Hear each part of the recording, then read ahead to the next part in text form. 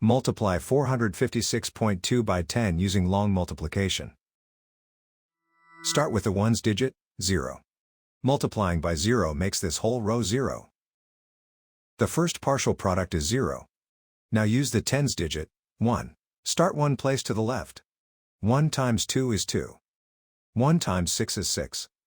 1 times 5 is 5. 1 times 4 is 4. The second partial product is 45,620. Now add the partial products, working from right to left. In the ones column, 0 plus 0 is 0. In the tens column, 0 plus 2 is 2. In the hundreds column, 0 plus 6 is 6. In the thousands column, 0 plus 5 is 5. In the 10 negative thousands column, bring down 4. The whole negative number product is 45,620. Count the highlighted digit after each decimal point. The factors have one decimal place altogether, so the product needs one decimal place. Place the decimal point one place from the right. 45,620 becomes 4,562.0. That is simply 4,562.